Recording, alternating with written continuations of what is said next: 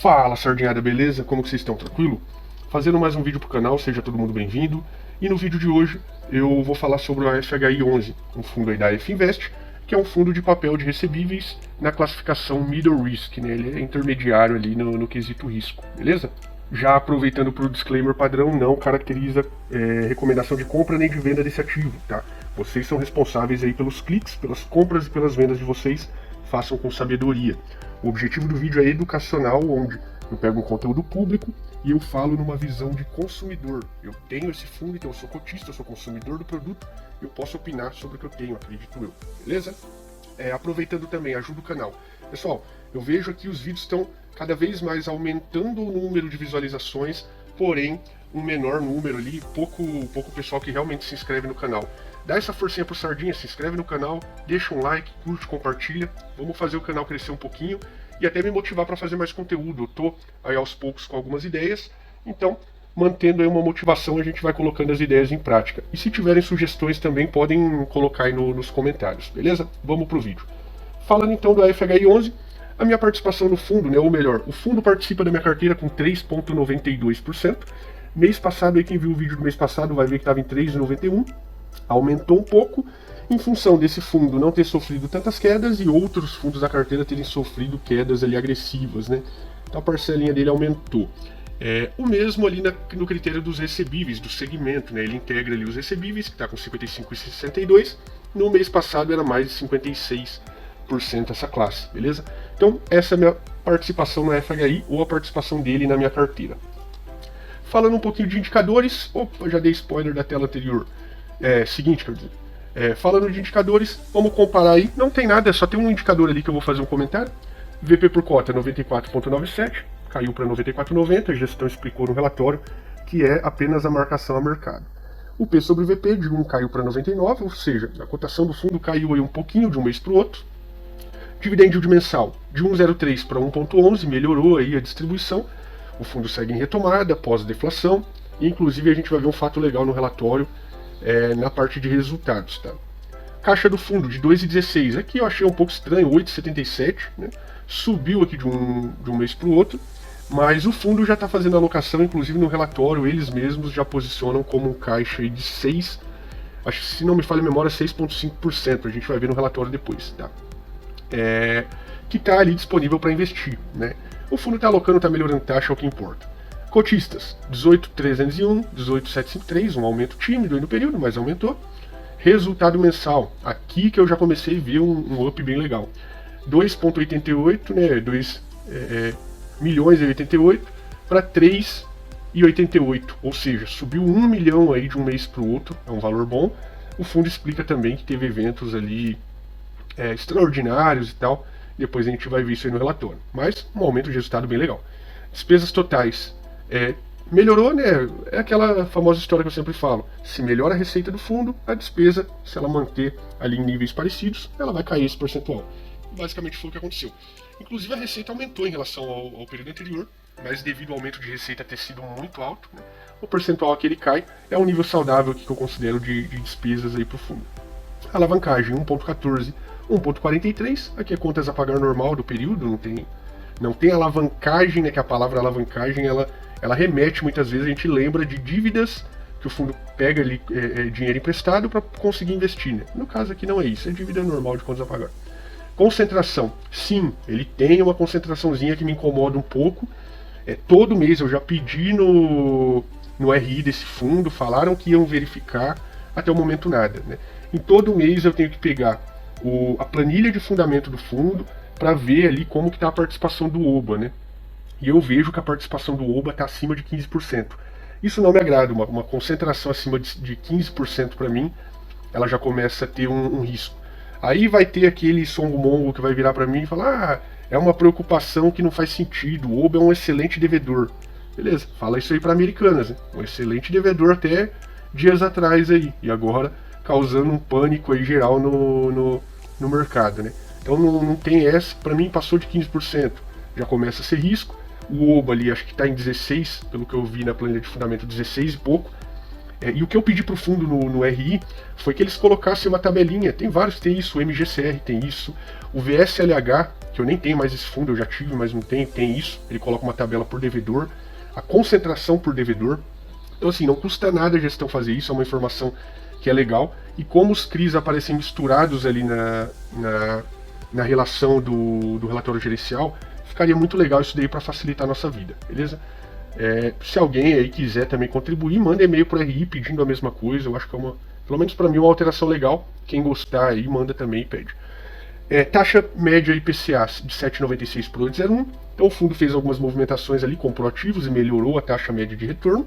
E fiz com a FHI no portfólio de 6 para 7. Teve um aumento ali.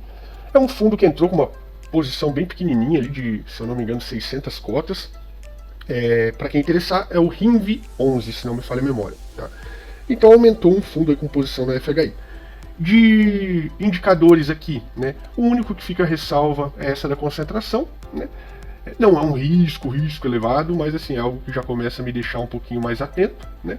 Imagina sair amanhã uma notícia aí que o Oba está com uma fraude contábil e sei lá, algo semelhante americano. São 15% que a gente já vai ali por uma recuperação judicial, imagina.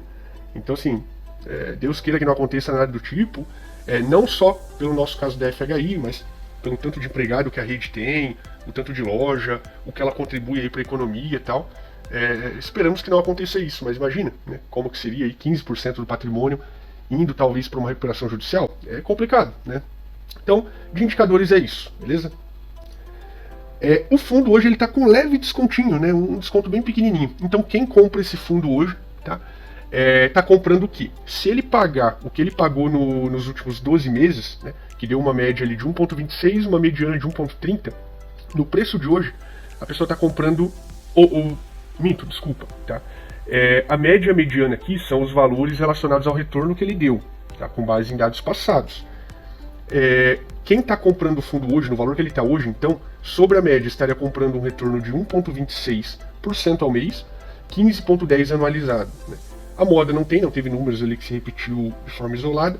Mediana, 1,30 ao mês, 15,62 anualizado. E está comprando aí um potencial de upside na cota de 0,82, que é o que precisa para o fundo voltar para 1 de P sobre VP. Né? Aqui eu considero sempre que o fundo vai ficar orbitando 1 de P sobre VP. Então assim, é um retorno bom. Né? Aqui fica uma ressalva que esses dados são calculados com base em dados passados, então não necessariamente reflete o futuro, tá? Que fique bem claro isso. E para quem acompanha meus vídeos, já viu aí vídeos anteriores que eu mostro essa tabela, tem fundo high grade, que pelo nível de desconto está pagando basicamente isso, tá? De retorno mensal e anualizado aqui com base em indicadores matemáticos, a média, moda e mediana. Tá? Então vale a pena estudar e achar boas oportunidades. Mas o retorno ele é bom, tá? Na minha visão. Eu estou tranquilo com isso. E vamos por fim dar uma passadinha no relatório gerencial de janeiro de 2023 desse fundo, beleza? Lembrando que aqui a gente vai falar dos pontos mais relevantes, não vou ler o relatório inteiro, tudo para vocês, tá? Então, relatório de janeiro, a FHI, taxa de ADM, sempre gosto de falar 1%, é uma taxa ok, na minha visão. Acima disso já começa a ficar ruim, né? Abaixo disso, melhor ainda. Né? Taxa de performance não há, excelente isso aqui, não tem taxa de performance. E um patrimônio aqui de quase 300 milhões, né? É um fundo que ainda é pequenininho em vista de outros, tem muito a evoluir e muito a crescer. Aqui o RI do fundo, então, até como eu comentei ali na tela anterior, nas telas anteriores, quem gostar da alteração, quiser mandar um e-mail, manda no e-mail do RI pedindo a mudança também. Resultado do fundo, o resultado então foi 3 milhões e 800, aqui como eu já comentei. Isso dá um total de 1,29. Na verdade é isso aqui somando ao que o fundo tinha de reserva, tá? Dá 1,29. O fundo distribuiu 1,5, então sobrou aí uma reserva de 0,24 centavos. E o fundo ainda cita aqui que ele tem 44 centavos acruado, né, de correção monetária acruada nos CRIs da carteira na data de 31/1. Né. Então é um bom acúmulo aí de resultado que pode vir até a socorrer o fundo em momentos aí de estresse do mercado, né, algum problema igual as deflações que tivemos. Aqui ele fala o que motivou o aumento de receita do fundo no período, né? Foi o que? Crescimento da receita de correção monetária, isso aqui a gente já sabe que o fundo vem em períodos aí de retomada de inflação, né? E aqui ele fala receita extraordinária de juros do CRI Pernambuco Construtora, em virtude de ter sido aprovada pelos investidores a realização de 2 eventos de amortização e pagamento de juros durante o mês. Então teve um CRI aqui que certamente teve assembleia, teve votação, e foi aprovado aí realização de amortização antecipada, né? Alguma coisa nesse sentido, pelo que deu a entender aqui, e pagamento de juros aqui no período. Esses eventos ocorrem diante de repasse de empreendimento. Aqui ele cita melhor, que na verdade envolve uma questão aqui também de cash sweep, né? Cash sweep, para quem não sabe o que seria, né? Coloquei aqui no Google. Cash sweep é a utilização de recursos excedentes da companhia para o pagamento de débito antes do pagamento programado. Então o que basicamente é isso aqui, ó? E foi até aprovado aqui, né? A operação certamente está antecipada ali, tá com um avanço muito bom em vendas e alguma coisa desse tipo. Então ela está tendo um resultado muito bom. E aí, em cima desse resultado, é feito esse cash sweep, que é o quê? Ela começa a antecipar um pouquinho do pagamento da dívida, né? Ao invés de seguir o cronograma certinho, pagar as parcelas ali no período que ela tem que pagar, ela vai antecipando esse pagamento, né? Isso é o cash sweep. E aí, conforme ela vai antecipando, ou seja, ela vai amortizando e já pagando um pouquinho de juros junto. Então, esse evento de cash sweep aqui contribuiu também para um aumento muito bom da receita do fundo. E ele fala que em próximos meses aqui provavelmente vai acontecer isso também, tá? Então, vai contribuir para uma melhora de resultado. Aqui ele fala da desvalorização do VP, né, que caiu 7 centavos, de 94,97 para 94,90, que é fruto da marcação ao mercado aqui. Então, sem muitas preocupações. Algumas movimentações da carteira, falando rapidamente. CRI direcional, IPCA comprou, né? IPCA mais 8,48, uma boa taxa. MRV pro absoluto, IPCA mais 9, excelente taxa. CRI Helbor, CDI mais 2,5, uma taxinha mais conservadora. E CRI Arena MRV, CDI mais 5,25, uma taxa bem agressiva aqui, né? Projeções. O fundo se encontra com 6,55 do patrimônio aplicado em liquidez imediata, que é caixa, em outras palavras é caixa, né? E ele fala que vai usar aqui para operações que contribuam ao carrego do fundo, né? Risco-retorno e por aí vai. DRE gerencial. Então o fundo aumentou aqui 1 milhão aqui em resultado em relação ao mês anterior. As despesas aumentaram um pouco, mas nada muito alarmante. E ele distribuiu aqui 3,1 milhões, né? Acumulou 700 e poucos mil, que isso dá 0,24 aqui de resultado acumulado por cotista. Histórico de cotista subiu um pouquinho, 2,47 de um mês para o outro. Histórico de cota patrimonial caiu aqui de 94,97 para 94,90, como a gente já viu, dá 0,07. E aqui o histórico de distribuição, esse é o do mês que ele distribuiu um 0,5 aí. Aqui não tem nada a ser comentado. A carteira do fundo, eu já fiz questão de destacar o OBA aqui, que é o que eu comentei, né? Somando isso aqui, eu sempre pego aqui o download da carteira, que é o arquivo Excel, né? E no Excel já olho rapidinho ali as alocações, como que estão. Para quem quiser, quem tiver o fundo, dá para fazer isso. Então tem o OBA aqui com uma concentração maior, mas no geral, uma carteira bem distribuída, tirando o OBA. Talvez até eles alocando esse caixa de 6%, o OBA já caia de 15% aí, que é o percentual que eu julgo o limite, né? Aqui ele tem, além dos CRIs, ele tem dois fundos imobiliários, que é o RINV e o SNCI. O engraçado é que esse RINV, se eu não me engano, comprou um pouquinho de cota 600 cotas, se eu não me engano, do AFHI esse mês, né? É estranho o AFHI ter cotas do RINV, o RINV comprou um pouquinho da AFHI. É aquele joguinho de vão pra lá e vão pra cá, né? Do mercado. E ele tem um pouquinho de SNCI aí também. Parcelinhas pequenas, nada preocupante, mas que eu gostaria que não estivessem aqui. A taxa média da carteira, IPCA mais 8, CDI mais 4,4, taxa atual. MTM ele coloca aqui, né? Realcei errado aqui, peraí. MTM, que ele coloca aqui 8,86, 4,38. É basicamente considerando o preço atual do fundo, né? As movimentações do mês, uma venda e 3 compras, já tinha citado as compras e ele vendeu um pouquinho de MRV aqui. As operações adquiridas, ele coloca um detalhamento e tal, né? Alocação do fundo, IPCA e CDI, 60% em IPCA, 39% em CDI, então tá com uma divisão bem legal, não acho ruim. Tem uma parcelinha de FII de 0,44, que é muito pequena, mas poderia não estar aqui. Aqui a divisão do fundo, por que esse fundo é um fundo middle risk, né? Ele mesmo ajuda colocando essa questão de risco aqui, ó.